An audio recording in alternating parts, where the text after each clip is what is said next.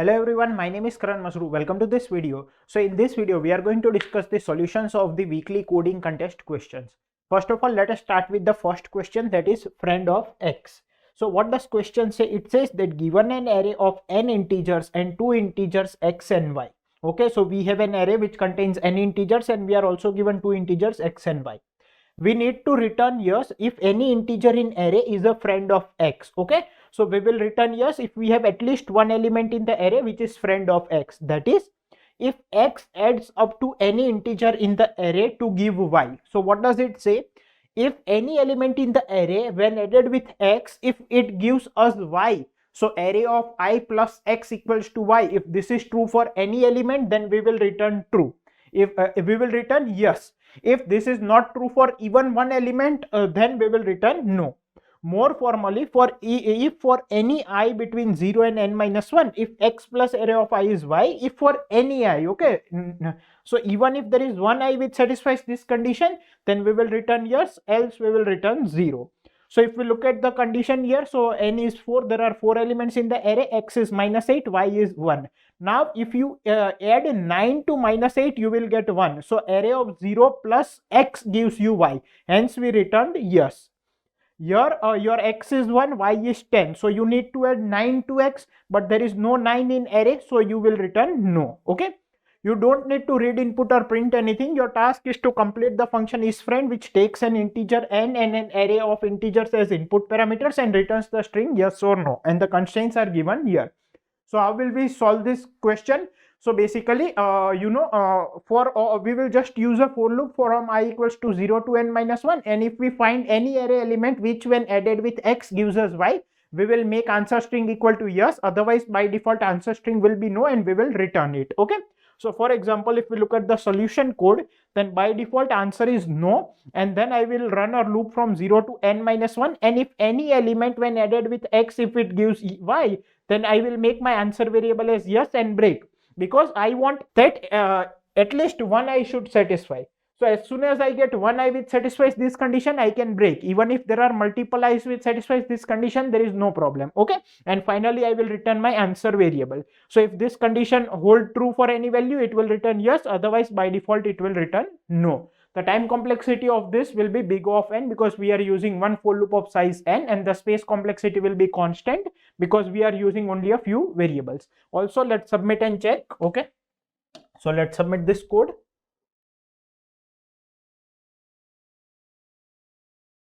Okay, so we have solved this question successfully. I hope you have understood the solution completely. Now let's move on to the second question. So now let's begin with by understanding the question number 2, that is minimize array score. What does question say? An array ARR of n where n is even integers is given. So we are given an array which contains n integers and n is even. Another array ARR copy is given which is initially empty. This array is initially empty.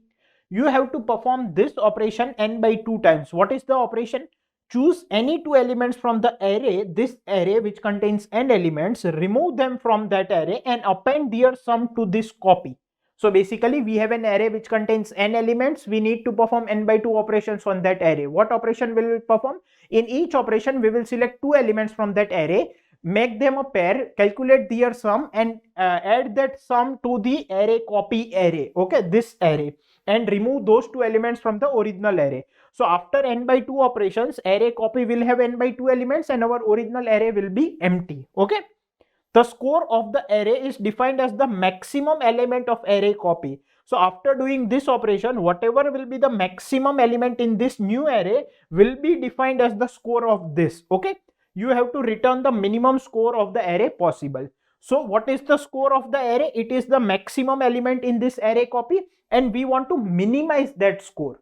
So we will form pairs and add it to this copy array in such a way that the maximum value of that copy array is as minimum as possible. Okay. So for example, here what I have done is I have taken 5 and 2 together, and I have taken 4 and 3 together.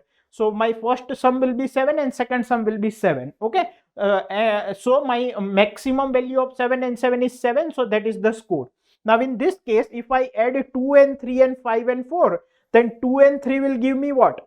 They will give me 5, but 5 and 4 will give me 9. So this the score of this array will become 9, but I want to minimize it. Here it is 7. Okay, what is the other case? I can add 2 and 4 and 3 and 5. When I add 2 and 4, it will give me 6, but when I add 3 and 5, it will give me 8, and the score of this array will be 8. But it should be what? It should be 7 is the minimum, right? So here 7 is the minimum. We'll understand it in a better way when we will look at the example while understanding the concept. Similarly, here the minimum score possible is 9. You combine 4 and 4 and you combine 6 and 3. So 6 and 3 will be 9, 4 and 4 will be 8, and the maximum value is 9. That is the score. Any other combination will give you a value greater than 9. Okay, so this is the minimum score possible out of all the combinations.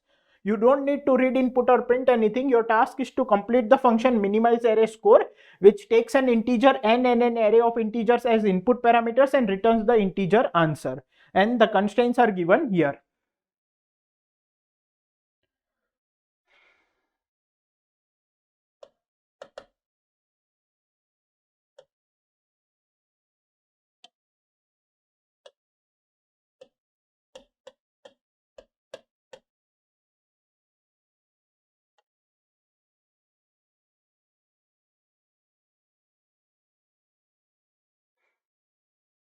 So now if we think about solving this problem, then see basically what they are saying is that we are given an array which is initially containing n elements where n is even. So let's take this example when n is equals to 6.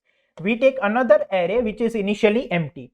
Now we perform n by 2 operations, and in each operation we select 2 elements from the original array, take their sum, add it to this array and remove those 2 elements from the original array. So there can be multiple ways to do it. So one way is, let's say I take 3 and 2 and my sum is 5. I took this and this, so I cannot take them again. I have removed it from this array. Then I take 4 and 8, so it will become 12. And then I take 7 and 9, so it will become 16. Now all the elements are done. Now the maximum value of this new array formed is 16, and hence the score of the original array is 16. This is how the score is defined.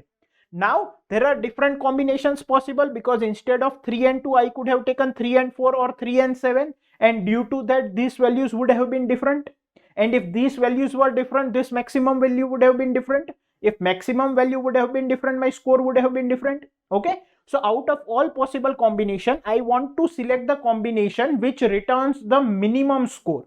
What is the score? Score is the maximum value of this new array, but I want to minimize that maximum possible value. So how can I do that? So basically the concept behind this is, so I'll tell you the concept and they'll tell you the logic behind it. So first of all, we sort the array. So this will become 2, 3, 4, 7, 8 and 9. Okay. Now what we do is we want to form pairs. So we form pairs like this: first and last element, second and second last, third and third last. So my pairs formed would be 11, another would be 11, and the third one will also be 11, and hence the score is 11. Okay, the score of this array is 11, and 11 is less than 16. So I have minimized the score. Now you cannot minimize the score below this. Why? Let me tell you. For example, you sorted the array. Now why did you took first while making the pairs, why did we take one element from front and one element from last? Because what we are trying to do is, see, how are the elements formed in the new array? By taking two elements from the original array, taking their sum and adding it to the new array. I want to minimize this value. So what I did is, I made pairs in this way. Take the largest element remaining in the array, take the smallest element remaining in the array, and take their sum and add it to the array. Again, take the largest element remaining, take the smallest element remaining, take their sum and add it to the array. Because when you take the largest and the smallest, then their sum will be small as compared to other values. Why? Let me explain. For example, if you have 1, 2, 3, 4. So what I did, I took largest and smallest. So my sum is 1 plus 4, 5. And I took 2 plus 3, that is 5. Okay. Now you can argue that, okay, I'll take 1 and 2. Their sum will be only 3. It is less than 5. Yes, I agree it is less than 5. But here you are taking two small elements. So another pair will contain two big elements. Here what was happening, you were taking the maximum element with the minimum element, then next maximum with the next minimum. Here you take two small elements, so their sum will be less, but the remaining two elements will be very large. So now 4 will combine with 3. Here 4 was combining with 1. Here 3 was combining with 2. Here 3 will be combined with 4. So when 3 will combine with 4, it will give you 7. Now your new array formed is 3 and 7, and hence the score is 7, because 7 is the largest array largest element in the new array, and I want to minimize this score. So what I want is that the largest element should be as small as possible. Now when will that be as small as possible? When you combine the largest with the smallest, then second largest with the second smallest, then third largest with the third smallest, and so on. Okay, so this is the concept. Now let's look at its actual implementation. So if we look at the actual implementation, so first of all, what I did was I just sorted the array, and I have taken two variables, answer and I, in which I will store my answer, and I is to iterate. Now initially I have assumed that my answer is array of 0 plus array of n minus 1, because that is one of the possible pairs which we are going to make. Then I have ran my loop from 0 to n by 2, and I have took pairs how? Array of I plus array of n minus 1. Look here. Suppose my indexes are 0, 1, 2, 3, 4, 5, 6 and 7. My n is 8. So this must combine with this. So if my I is 0, n minus I minus 1 will be 7. If my I will be 1, n minus I minus 1 will be 6. So this two will combine, then this two will combine, and then this two will combine. Okay, so that is what I am doing here, and I am only running till n by 2. Okay, because my I will go till here only, then repetition will occur. So for I equals to 0 to less than n by 2, answer equals to max of answer comma array of I plus array of n minus I minus 1. Okay, also don't make the mistake of initializing answer with 0, because in the question it is said that the array elements can contain negative values. So your answer might be negative only. So if you initialize answer with 0, and if all the values are negative here, then your answer will be 0, because this is a max function and it will give you wrong answer. So what I did is I initialized answer with one of the possible answers, that is array of 0 plus array of n minus 1. Okay, and then I took all the possible pairs and I have sorted the array, why I told you, and finally I will return the answer. What would be the time complexity? It would be big O of n log n, because we are sorting the array here. And what would be the auxiliary space? It would be big O of 1, because we are only using a few variables. Okay, now let's submit this code. So let's submit it. Okay, we have solved this question successfully. I hope you understood the solution completely. Now let's move on to the third question. So now let's start with the third question. So first of all, let us start by understanding the third question. What does third question say? The name is K subarray with maximum sum. Let us read the question. You are given an array of n integers and an integer k. So you have an array which contains n integers, and you are also given an integer k. Your task is to find maximum sum of a subarray of size greater than 0 of array ARR, such that the size of that subarray is at most k. Okay, so basically we want to find the maximum sum subarray such that the subarray size is between 1 and k, right? It should be greater than 0 and less than equal to k. So out of all the subarrays of different sizes ranging from 1 to k, we want to find the sum of the subarray, maximum sum subarray. Okay, for example, if my n is 5, there are 5 elements in the array and k equals to 4. So here the given inputs are 10, minus 3, 3, 9 and 4, and here the output is 19. Okay, so I want to find the sum of the subarrays. I want to find maximum sum subarray out of all subarrays ranging from size 1 to 4, and here the maximum sum subarray is the first 4 elements, that is 10, minus 3, 3 and 9. Their sum is 19, and hence my output is 19. Please note that if I consider the complete array, that is 10, minus 3, 3, 9, 4, it will give me a sum of 23. But I cannot consider that because my k is 4, so my subarray length should be less than equal to 4. Okay. For second example, you can have a look here. Here the maximum size sum subarray of any subarray whose size ranges from 1 to 3 is 6. Taking only this single element will give the maximum sum subarray of 6. Okay. You have to complete the function k max subarray, which takes integer k and an integer ARR as input parameters, and returns maximum sum subarray of array ARR such that the size of that subarray is at most k. and the constraints are given. N can range from 1 to 10 to the power 5, k can range from 1 to n, and the array values can range from minus 10 to the power 9 to 10 to the power 9. So now if we think about solving this problem, then first of all, let us consider this example. Let us understand the question even better. Okay. So here n is the length of the array. These are the array elements and k is 4. And here they have asked us to return the maximum sum subarray out of all the subarrays whose size ranges from 1 to k. Okay. So out of all the possible subarrays of size 1 to 4, we want to return the maximum sum subarray. Okay. So here, if you try out all possible subarrays, this is your answer, where the sum of this subarray is how much? Minus 3 and 3 will cancel out, and 10 and 9, 19 is the sum. Okay. If you consider the complete array, then its sum would be 23. It would be more than 19. But since we can consider the subarrays whose size range from 1 to 4, so we will not consider this subarray, and hence our answer would be 19. Okay. So now how would we solve this problem? So see, what will be the brute force approach? The brute force approach here would be to just, calculate the subarray sum of all subarrays of size from 1 to k. Okay. So calculate subarray sum of all subarrays of size 1, then calculate subarray sum of all subarrays of size 2, then calculate subarray sum of all subarrays of size 3, and so on up till k. So what will be the time, and out of all that, pick the maximum value and store it in the answer. So what will be the time complexity for that?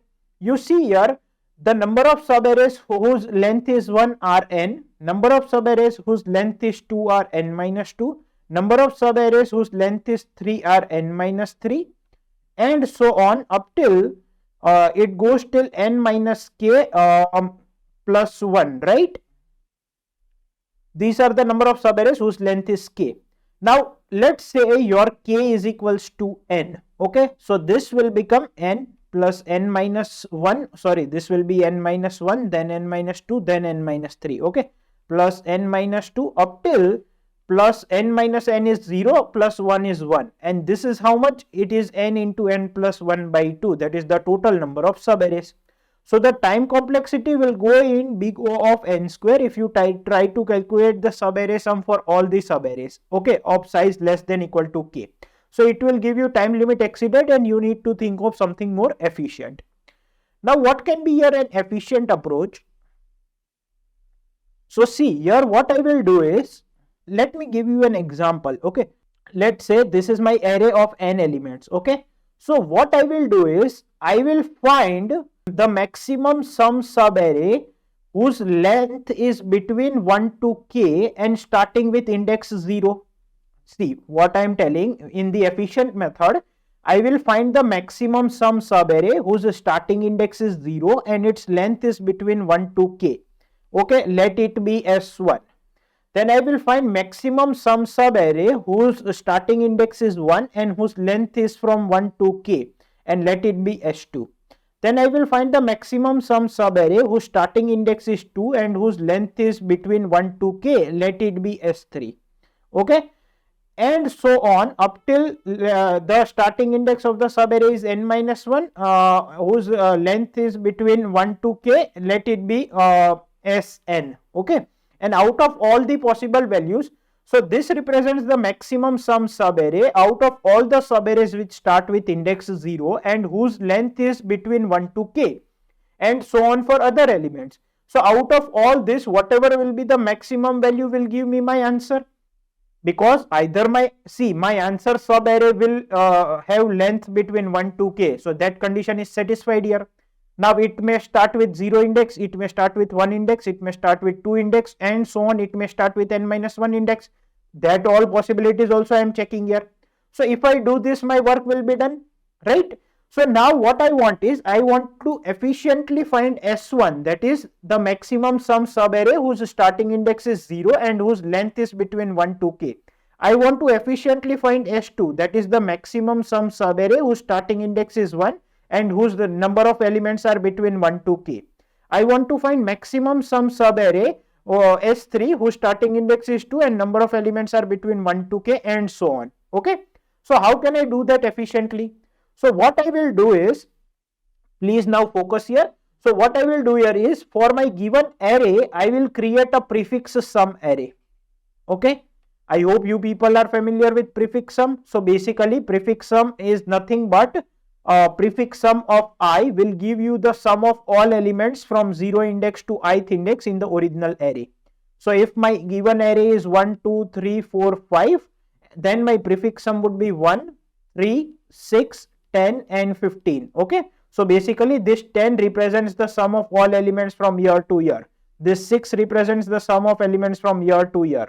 This 15 represents the sum of elements from year to year, and so on. Okay, so first of all I will create this prefix sum array which takes big O of n time, right? Now what I will do is, I will build a segment tree on this prefix sum array. Okay, I will build a segment tree on this prefix sum array. Okay, and what will this segment tree store? It will store the maximum value in ranges. Okay, maximum value in ranges. So basically let's say my n is equals to 6. So the first element, I hope you people will be knowing about segment trees, right? So first root node of the segment tree will store the maximum prefix sum from indexes 0 to 5. Then the left child will store the maximum prefix sum, because I am making this segment tree on prefix array, right? So the left tree will store the maximum prefix sum, or the maximum element from the prefix array from indexes 0 to 2, and the right subtree will store the maximum prefix sum value from the indexes 3 to 5. Okay, then from here the left subtree will store the maximum value in the prefix array from 0 to 1, and right subtree will store the maximum value in prefix array from second index to second index. Here the left child will store the maximum prefix value from the prefix sum from indexes 3 to 4, and this will store the maximum value from indexes 5 to 5. Okay, now again this left tree will store the maximum value from 0 to 0, right will store the maximum value from first index to first index. Here the left node will store the maximum value from 3 to 3, and right will store the maximum value from 4 to 4.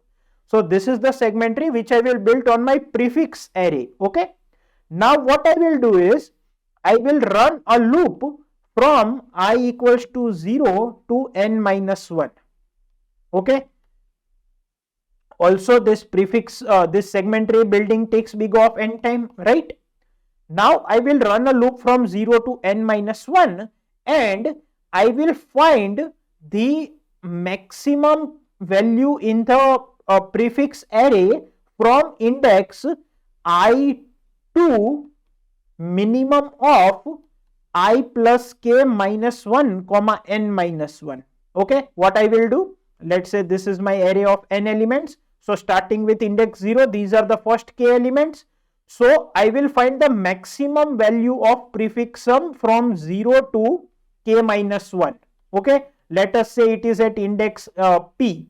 So what does that denote? That the prefix sum value at index p is the maximum prefix sum out of all the subarrays of size 1 to k and starting at index 0, right? So I will find the maximum value from the prefix array from the indexes I to either I plus k minus 1 or n minus 1, whatever is minimum, right? Because let's say if I am considering only last two elements, I am at index n minus 2 and my k value is 5.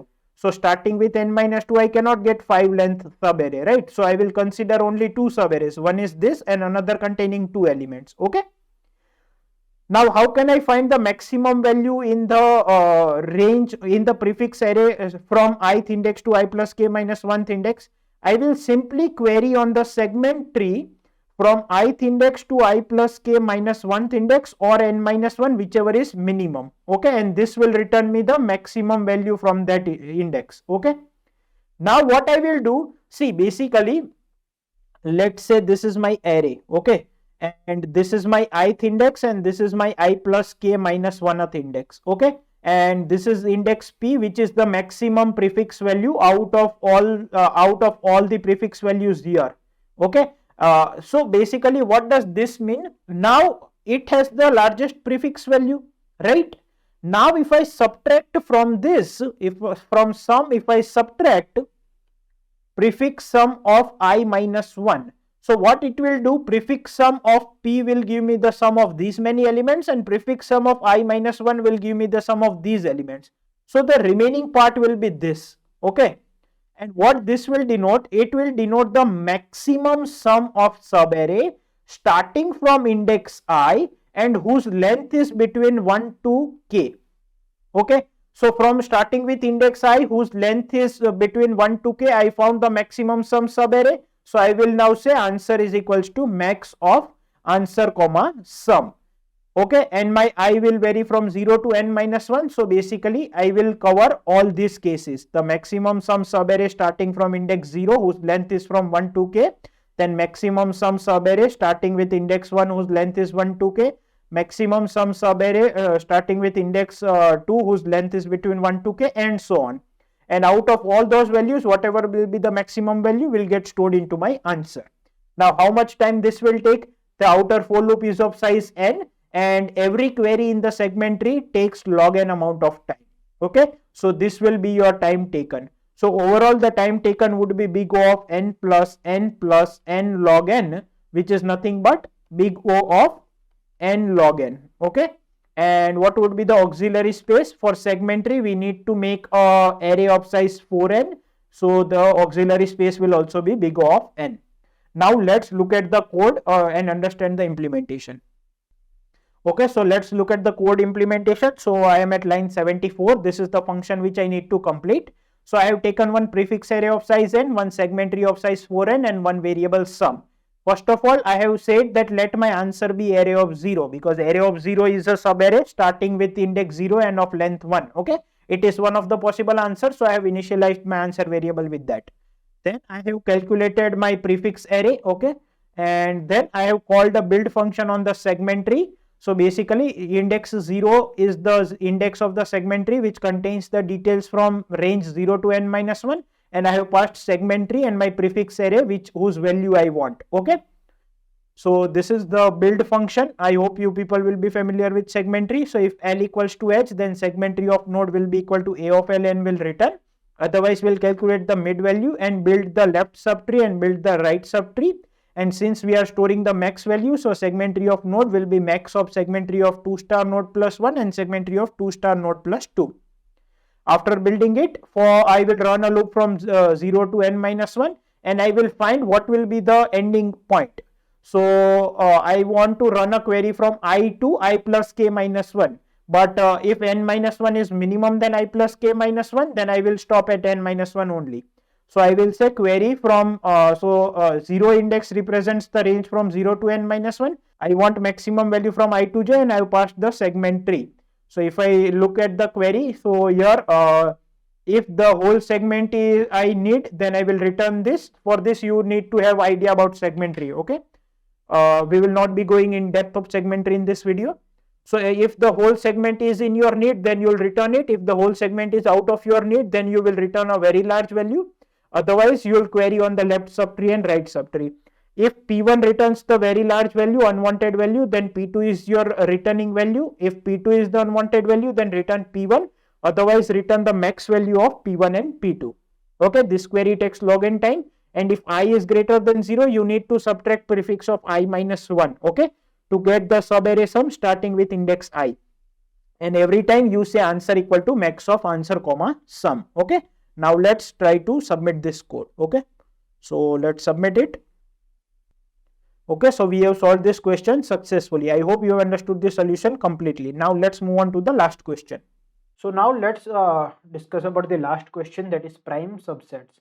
So what does this question say? It says that given an array of n integers, count the number of non-empty subsets S of array such that the product of numbers in that subset is of the form P1 into P2 up to Pk, where P1, P2 up to Pk are distinct prime numbers.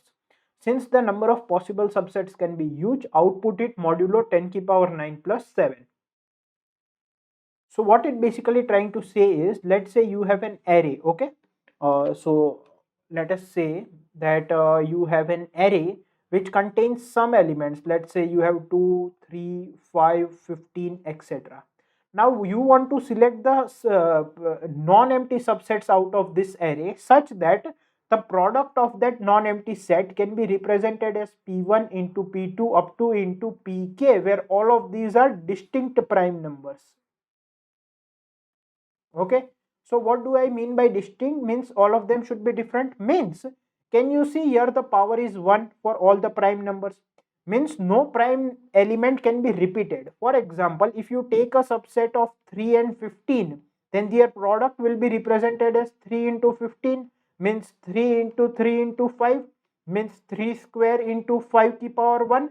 Now this is not of this format. Here the power is 1 for all the prime factors and all of them are distinct. Okay, so you also cannot say 3 into 3 into 5 is of this format. No, here all of them are distinct, here all of them are not distinct. So here you cannot combine 3 with 15, you cannot combine 5 with 15 because they also have a common factor. So basically you have to find number of non-empty subsets of the given array such that no two numbers can have a common prime factor. Okay, or can I say GCD of any two numbers selected, AI and AJ, cannot be greater than 1. It should be equal to 1. Then only you can represent the product like this. Okay, now let's look at further question. So if I look at the first example, I have n equals to 3 and there are 3 elements 2, 3 and 15. Now as I said, 3 and 15 cannot be combined, right? So 2 is one subset, 3 is one subset, 15 is one subset, 2 and 3 is one subset and 2 and 15 is one subset. But 2, 3 and 15 is not valid, okay? And 3 and 15 is also not valid. And empty is also not valid. So in total there are 5 subsets possible which satisfies this condition. Similarly, here you have 11 subsets. You can have a look at the example. You don't need to read input or print anything. The task is to complete the function prime subset, which takes an integer n, that is the total number of numbers in the array, and an integer array ARR as input parameters and returns the count of possible subsets. So it returns the count of possible subsets. The constraints are given here. N value lies between 1 and 1000 and array of I value lies between 1 to 30. Now the constraints are very important here. Here the array element lies between 1 to 30. You need to work upon that also. Okay. Now let's move further with the explanation. So here it is said that the number of elements is between 1000 and 1. Okay. And array elements can be between 1 and 30. So what are the prime factors that any array element can have? You see here, you can have either 2 or 3 or 5 or 7 or 11 or 13 or 17 or 19 or 23 or 29. So how many total distinct prime numbers are there? 1, 2, 3, 4, 5, 6, 7, 8, 9 and 10. There are 10 distinct prime factors. So you cannot take a subset in which there are two numbers who have a common prime factor among them. Are you getting my point? Otherwise it will not be able to represent in the form P1 into P2 up to Pk. Okay. So what I can do here is, see, the most brute force method can be to call recursion. Okay. To call a recursion, that starting from 0 index, what are the number of elements which what are the number of subsets which number of non-empty subsets which I can take such that their product can be represented like this. Now here for 0th element you have two conditions, either to take it or not to take it. Okay, so if you take it then you call on recursion 1, and if you don't take it then also you call recursion on 1, then you decide whether to take first element or not. Now you need some other value which will tell you about the previous decision. For example, here also you came to index 1 and here also you came to index 1. Here you took the 0th element, here you did not. So you need some other indication to tell what are the elements taken till now. Or to be more precise, you need to tell what are the prime factors involved in the elements taken till now, because you are only worried about that. Are you getting my point? So if there is a prime factor among these 10 elements which is there in 0 and which also occurs in 1, then you cannot take 1. Then you have to go on this path only, not take. So how can you do that? That's the question. Okay. So what we will do here is, see, here there are only 10 prime factors possible. Okay. So for the subset which I have taken till now, I will represent the prime factors as I will mask these prime factors. Okay, so for example, what I will do is I will say that this is my 0th index, this is my 1 index, this is my second index, this is third, fourth, fifth, sixth, seventh, eighth, and 9. Okay, so if let's say my prime number taken, if let's say the number I have taken is 21, so it contains 3 and 7.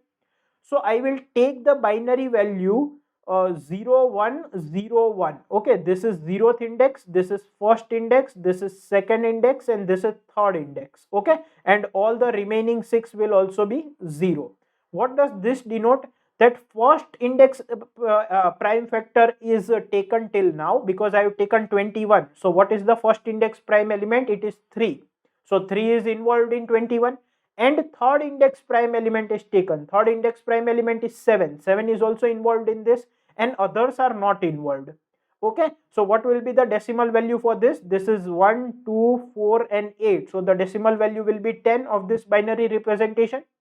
So this decimal value 10 represents the bit masking like this. Okay, so I have masked this indexes. Whatever prime factor is considered till now in any of the numbers, I will take it as 1, and others I will take it as 0. Okay, so now further, if I have taken 21, then I will only take a number if when I do so let's say this is 1 2 3 4 5 6 and 1 0 1 0. Now if there is a new element which has 3 in it, okay, so let's say it is 15, so it will be something like this: 3 and 5 are taken and others are not taken.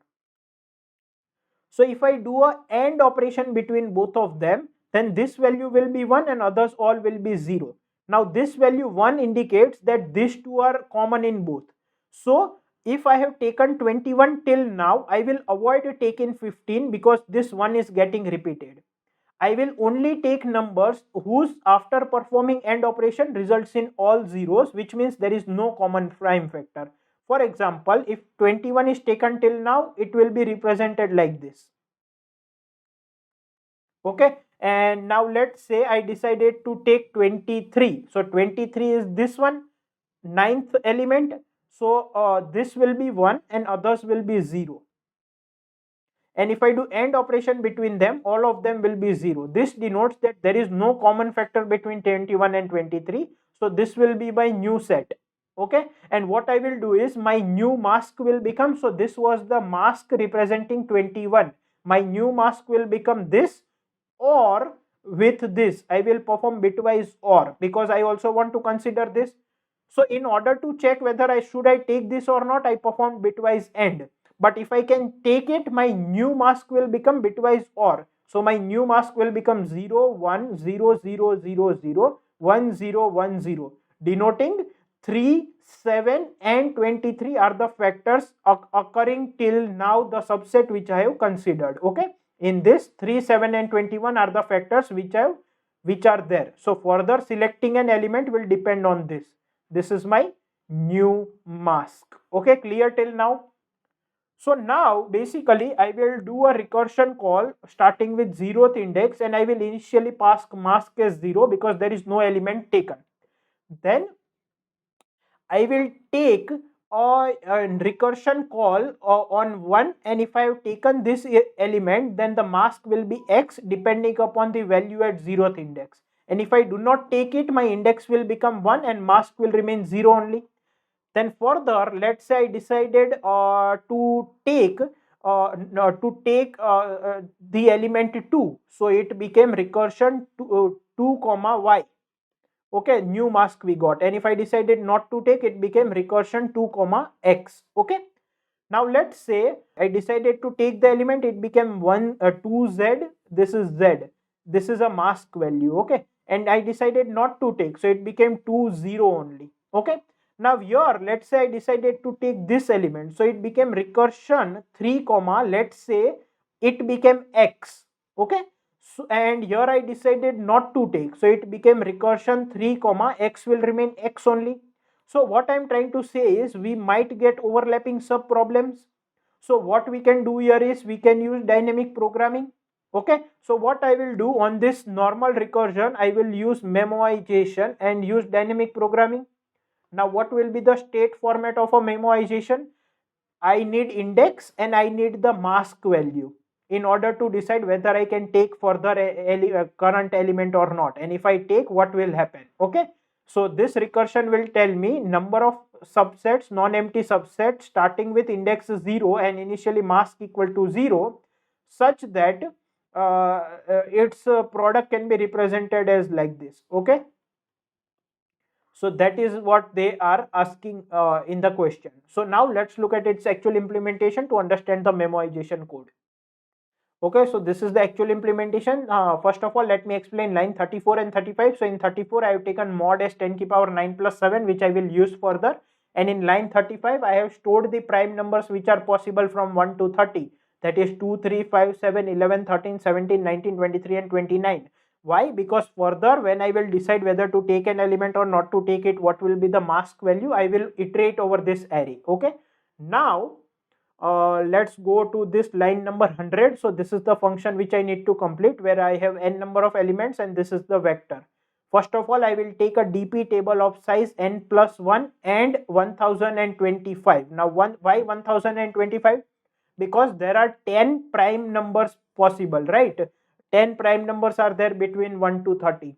So total number of different variations will be 2 to the power 10, that is 1024. Whether, see, each prime will be either taken or not taken, so mask value will vary from 0 to 1023. So if all taken, it will be 1023. So that's why I have taken this as 1025 and I have initialized all the values as -1. -1 will indicate that that state has not been calculated yet.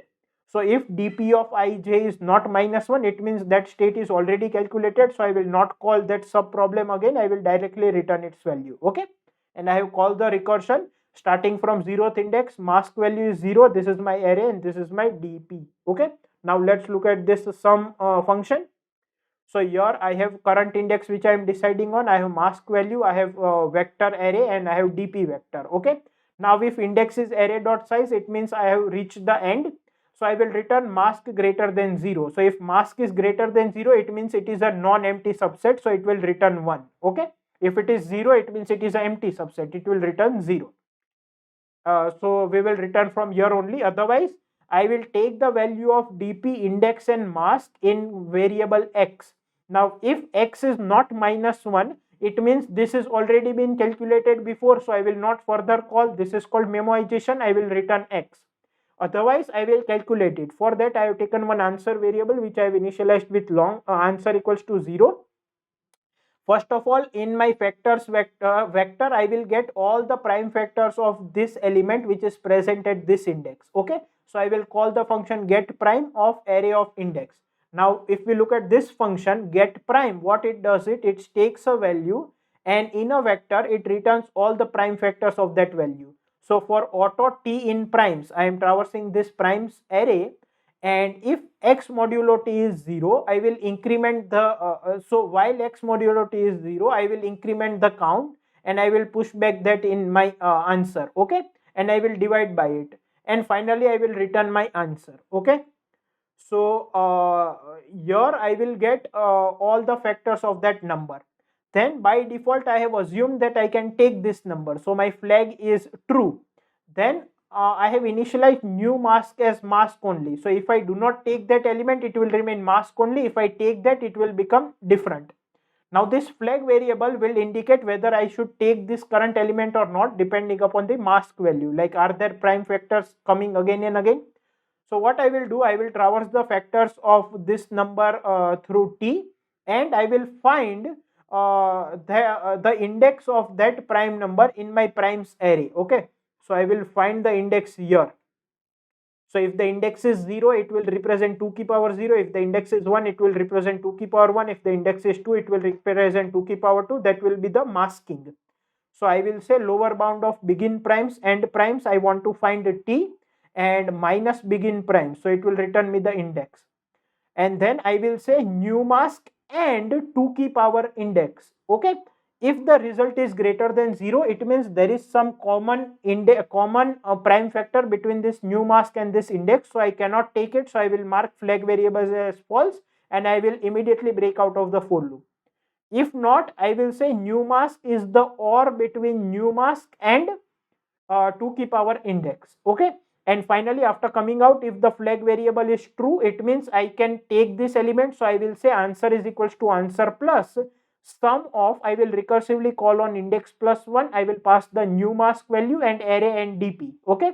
And I will take answer equals to answer mod mod. Okay. So this line number 89 will be the condition when I am considering the current element, and line number 95 will be the condition when I do not consider that element. So answer plus sum, index will become index plus 1 and mask will remain old only because I have not considered that element, and array and dp are passed, and I will take answer equal to answer mod mod, and finally I will return x is equals to answer. Okay.